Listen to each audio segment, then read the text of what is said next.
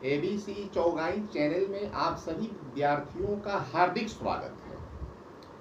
आज मैं लेकर आया हूं धातु के अध्ययन में अति महत्वपूर्ण धातु जिंक, इसे जस्ता के नाम से ही जाना जाता है। जस्ता एक सफेद धातु है और ये विद्युत के सुचालक है और बड़ा ही उपयोगी धातु है। इस तत्व का संकेत Zn होता है। इसका परमाणु संख्या 30 है और इसका एटॉमिक वेट, परमाणु भार, परमाणु द्रव्यमान 65.5 होता है। इसका इलेक्ट्रॉनिक विन्यास 2-8-18-2 होता है सेल में, और 1s2, 2s2, 2p6, 3s2, 3p6, 3d10 और 4s2 इसका इलेक्ट्रॉनिक विन्यास सब सेल में होता है। इस तत्व की ऑक्सीकरण अवस्था +2 होता है और यह प्रकृति में मुक्त अवस्था में नहीं पाया जाता, ये संयुक्त अवस्था में पाया जाता है। इसके अयस्क भी होते हैं, जिसमें कुछ अयस्कों के नाम इस प्रकार है जो व्हाइट बोर्ड पर लिखा हुआ है। देखिए विद्यार्थियों, आज का विषय जस्ता का अध्ययन, स्टडी ऑफ जिंक, यानी इसका हिंट है सिंबल Zn संकेत, परमाणु संख्या 30, एटॉमिक वेट यानी कि परमाणविक भार 65.5 AMU और ऑक्सीकरण संख्या +2, इलेक्ट्रॉनिक विन्यास 2-8-18-2 सेल में, 1s2, 2s2, 2p6, 3s2, 3p6, 3d10, 4s2 सब सेल में। इसकी उपस्थिति देखिए तो जस्ता प्रकृति में मुक्त अवस्था में नहीं पाया जाता है, यह संयुक्त अवस्था में पाया जाता है। संयुक्त अवस्था का अर्थ होता है कि वह अवस्था जिसमें अभिक्रिया करके धातु खराब हो जाता है, नष्ट हो जाता है। यदि हम जस्ता धातु को धरती के अंदर गाड़ करके रख दें, छिपा करके रख दें, तो कुछ समय के बाद, कुछ महीनों, दिनों, वर्षों के बाद जस्ता बिल्कुल नष्ट हो जाता है, सड़ गल जाता है, मिट्टी का रूप ले लेता है। इस प्रकार कोई वस्तु यदि धरती में छिपाने से नष्ट हो जाता है तो वह संयुक्त अवस्था कहलाता है, और धरती में छिपाने पर भी नहीं नष्ट होता तो मुक्त अवस्था कहलाता है। इसलिए लोहा और एल्यूमिनियम और जस्ता ये सब के सब संयुक्त अवस्था में पाए जाते हैं। जस्ता मेंडलीफ के आवर्त सारणी के सेकेंड बी ग्रुप में है और आधुनिक आवर्त सारणी में वर्ग 12 में है। ये तत्व आवर्त संख्या 4 में है। इस तत्व के प्रमुख अयस्क, जस्ता के प्रमुख अयस्क इस प्रकार है: जिंक ब्लेंड यानी ZnS, जिंक सल्फाइड, कैलेमाइन यानी ZnCO3 यानी जिंक कार्बोनेट, जिंकाइट यानी ZnO, जिंक ऑक्साइड। इस तरह से फ्रैंकलिनाइट, ZnO.Fe2O3, बिलेमाइट, Zn2SiO4, हेमीमॉर्फाइट, Zn2SiO4.H2O, zinc स्पेनेल, ZnL2O4। ये सब जो है जिंक के प्रमुख अयस्क हैं, जिसमें ये 3 अयस्क अति महत्वपूर्ण है, ये इंपॉर्टेंट है, ये परीक्षोपयोगी है। इसी से इस तत्व का निष्कर्षण किया जाता है प्रयोगशाला में। उपर्युक्त अयस्कों में देखिए जिंक ब्लेंड और कैलेमाइन ही प्रचुर मात्रा में पाए जाते हैं। अतः जस्ते का निष्कर्षण इन्हीं 2 अयस्कों से किया जाता है। जस्ता देखिए, जस्ता सर्प के विष में भी पाया जाता है। कितने प्रतिशत मात्रा में? तो देखिए 0.1% to 0.6% तक पाया जाता है। अतः जस्ता एक उपयोगी धातु है। दैनिक जीवन में इसका उपयोग सभी कोई करता है, हर घरों में प्रायः यह देखने को मिलता है। जैसे इसका प्रयोग जो ड्राई सेल होता है, सूखा सेल, उसका जो पेंदी होता है वो जस्ता का ही बना होता है। अतः हम सभी जस्ता अवश्य देखे हैं और उसका प्रयोग किए हैं। अब मैं जस्ता का निष्कर्षण कैसे किया जाता है उस विधि को बताऊंगा। देखिए, अब देखिए जस्ता का निष्कर्षण। जस्ता का निष्कर्षण कैसे होता है? तो जस्ता का निष्कर्षण तो सभी अयस्कों से हो सकता है, पर 3 अयस्क अति महत्वपूर्ण हैं, जिसमें जिंक ब्लेंड यानी जिंक सल्फाइड ZnS, और दूसरा है कैलेमाइन ZnCO3, और तीसरा है जिंकाइट ZnO, और इसका दूसरा नाम है जिंक ऑक्साइड। तो देखिए यहाँ पर मैं 2 अयस्क से निष्कर्षण किया है। ये बहुत ही आसान तरीका है और ये परीक्षा में प्रायः आता भी है। तो सबसे पहले मैंने जिंकाइट से किया है।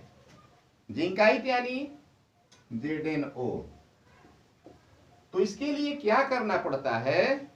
तो जिंक ऑक्साइड के महीन चूर्ण में कोक मिला दिया जाता है। कोक क्या है? तो कार्बन का बुरादा है।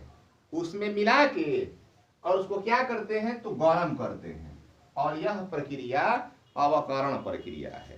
ठीक है ना? अवकरण का मतलब होता है ऑक्सीजन का वियोग, अवकरण कहलाता है। ऑक्सीजन का संयोग ऑक्सीकरण कहलाता है। यानी जिस यौगिक से ऑक्सीजन अलग होता है वह अवकरण कहलाता है, और जिस यौगिक में या जिस तत्व में ऑक्सीजन का संयोग होता है वह ऑक्सीकरण कहलाता है। तो यहाँ पर जिंक ऑक्साइड का अवकरण हुआ है, यानी ZnO यौगिक से ऑक्सीजन और कार्बन आपस में प्रतिक्रिया करके यहाँ कार्बन मोनोऑक्साइड गैस बनाती है और जस्ता धातु अलग हो जाता है। तो इस प्रकार जिंकाइट से जिंक का निर्माण हुआ। ये बहुत सामान्य प्रक्रिया है, इसे कोई भी आसानी से समझ सकता है कि जिंकाइट में कोक मिला करके उसको गर्म कर देने से कार्बन मोनोऑक्साइड गैस बाहर हो जाता है और जो शेष पदार्थ बचता है वह जिंक कहलाता है। और दूसरा देखिए कैलेमाइन से, तो कैलेमाइन जिंक कार्बोनेट को कहा जाता है, जिसे हम ZnCO3 के नाम से जानते हैं। तो इसके लिए भी क्या करते हैं हम? तो कैलेमाइन अयस्क को पहले हम अपघटित कर लेते हैं, और अपघटित करने के क्रम में सबसे पहले करते क्या है? तो देखिए यहाँ पे कैलेमाइन को सूत्र मैंने लिख दिया ZnCO3, और इसको मैंने यहाँ पे अपघटित कर दिया, तोड़ दिया गर्म करके। क्या प्राप्त हुआ? यहाँ पर प्राप्त हुआ ZnO, और ZnO और प्लस CO2। देखिए Zn और Zn, कार्बन कार्बन, O3, यहाँ पर एक ऑक्सीजन परमाणु और यहाँ पे 2 ऑक्सीजन परमाणु। इस प्रकार से यह विक्रिया संतुलित हुआ, और फिर इस जिंक ऑक्साइड को लेकर के यहाँ पर मैंने इसमें कार्बन चूर्ण मिला करके इसको गर्म कर देने से जस्ता और प्लस CO यानी कार्बन मोनोऑक्साइड गैस बाहर हो गया। देखिए यही लिखा है कैलेमाइन अयस्क को अपघटित करके जिंक ऑक्साइड, यानी कैलेमाइन अयस्क अपघटित होकर जिंक ऑक्साइड देता है, और फिर जिंक ऑक्साइड को अवकरण करके, अभी मैंने पहले बतलाया कि अवकरण क्या है, तो कार्बन अवकरण क्या है? तो ऑक्सीजन का ह्रास कर देंगे, वहां से निकाल देंगे। कैसे निकलेगा? तो कार्बन यानी कोक मिलाने से, गर्म करने से ये जिंक प्राप्त हुआ और ये कार्बन मोनो ऑक्साइड प्राप्त हुआ। तो इस तरह से यहाँ पर कैलेमाइन अयस्क अपघटित होकर जिंक ऑक्साइड बना, और फिर जिंक ऑक्साइड अवकृत होकर के जिंक बना। इस प्रकार से जस्ता धातु का निष्कर्षण हुआ। अब देखिए बच्चों, अब मैं जस्ता के क्या सामान्य गुण होता है और उसका क्या क्या उपयोग है उसके बारे में बतला देना चाहता हूं। तो देखिए जस्ता के सामान्य गुण, यानी जनरल प्रॉपर्टीज ऑफ जिंक, ये लिखा है यहाँ पे, जस्ता के सामान्य गुण। जस्ता यानी कि यह विद्युत का सुचालक होता है, यह भी आघातवर्धक होता है, इसे भी पीटने पर बढ़ता है। ये श्वेत मलिन युक्त पदार्थ है, थोड़ा मैला होता है पर श्वेत रंग का होता है, और यह मुलायम धातु है, यह आसानी से बढ़ता है। ठीक है ना। तो ये जस्ता के सामान्य गुण हुआ। अब देखिए जस्ता का क्या उपयोग होता है। तो जस्ता का उपयोग तो बहुत होता है प्रयोगशाला में, पर यहाँ पर मैंने मुख्य रूप से जैसे लोहा के जस्तीकरण करने में, यानी लोहा को जंग से बचाने के लिए उस पे ऊपर से एक परत चढ़ा दिया जाता है जस्ता का, तो उसके उपयोग में। और दूसरा है शुष्क सेलों के इलेक्ट्रोड के रूप में।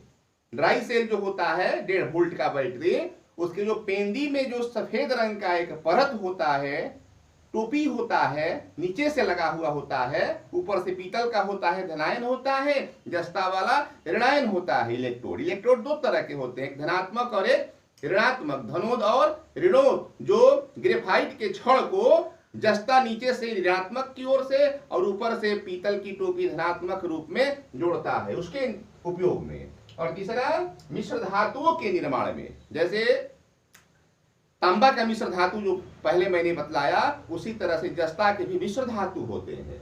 और तीसरा साइनाइड विधि से चांदी और सोना के निष्कर्षण में। तो इस प्रकार से मैंने अभी जस्ता के सामान्य गुण, जो ये भौतिक गुण भी हम कह सकते हैं, इन्हें फिजिकल प्रॉपर्टीज भी कह सकते हैं, और ये जस्ता के उपयोग हुआ। अब मैं इसके जो मिश्र धातु हैं उसके बारे में बता रहा हूं। देखिए, अब देखिए जस्ता के मिश्र धातु। तो जस्ता के मिश्र धातु 3 प्रकार के हैं। पहला है पीतल, ठीक है ना, जिसे कि ब्रास कहा जाता है, ब्रास किसे हम कहते हैं, ठीक है ना। और ये जर्मन सिल्वर है, और ये गन मेटल है। ये तांबा के भी मिश्र धातु कहलाते हैं, और जस्ता के भी मिश्र धातु कहलाते हैं। तो पीतल में 80% यानी 60% तांबा होता है, 20% जिंक होता है, जस्ता होता है, और इससे कारतूस बनाए जाते हैं। देखिए कारतूस बनाए जाते हैं, बंदूक की जो गोली होती है, कारतूस बनाए जाते हैं, तार बनाए जाते हैं, बर्तन बनाए जाते हैं। ये जर्मन सिल्वर भी तांबा की मिश्र धातु है, और ये जिंक के भी मिश्र धातु कहलाते हैं, क्योंकि इसमें भी जिंक होता है। 60% कॉपर होता है, 20% जिंक होता है, और 20% निकेल होता है। इससे भी बर्तन बनाए जाते हैं। और तीसरा है गन मेटल, ये भी तांबा के मिश्र धातु है, यानी कॉपर है, जिंक है, और इसमें स्टैनम है, टीन है। 90% कॉपर है, 2% जिंक है, और 8% टीन है। इससे बंदूक बनाए जाते हैं। इस तरह से जस्ता के मिश्र धातु के बारे में मैंने आप लोगों को बतलाया। अब प्रत्येक दिन की भांति आज भी जस्ता विषय से मैं आप लोगों को 5 प्रश्न दूंगा, और सभी प्रश्नों के उत्तर आपको बताना होगा कमेंट बॉक्स के माध्यम से। तो देखिए, अब मैं आपको 5 प्रश्न देता हूं, अब आप बताएं। देखिए, अब आप बताएं। इसमें पहला प्रश्न है, जस्ता को किस वर्ग में रखा गया है? मेंडलीफ और आधुनिक दोनों में बताना है। दूसरा, जस्तीकरण क्या है? जस्तीकरण किसे कहते हैं? तीसरा, जस्ता के मिश्र धातु कौन कौन से हैं, उनका नाम लिखें। और चौथा है, जस्ता के प्रमुख अयस्कों के नाम लिखें। जस्ता के कितने प्रमुख अयस्क हैं, उन अयस्कों के नाम लिखना है। और 5वां प्रश्न है, जस्ता के 2 उपयोगों को लिखें। इस प्रकार से मैंने 5 प्रश्न आप लोगों को दिया। हर दिन मैं 5 प्रश्न देता हूं। कुछ बच्चे कमेंट बॉक्स के माध्यम से उत्तर देते हैं, कुछ बच्चे व्हाट्सएप करते हैं, कुछ बच्चे कॉल करके उत्तर बताते हैं। तो आज का भी प्रश्न इस प्रकार है, जो मैंने लिख दिया है, आप लोगों को देना है। और मैं चलते चलते एक संदेश देना चाहता हूं कि आप लोग मन से पढ़ें, क्रम से पढ़ें, और वचन से पढ़ें, तन मन से पढ़ें, पढ़ाई ही जीवन का मूलभूत आधार है। इसी से आप समाज का, देश का कल्याण कर सकते हैं, अपना भी कर सकते हैं, परिवार का भी कर सकते हैं, समाज का भी कर सकते हैं, देश का भी कर सकते हैं। इसलिए पढ़ो और बढ़ो। बस आज का संदेश इतना ही। धन्यवाद।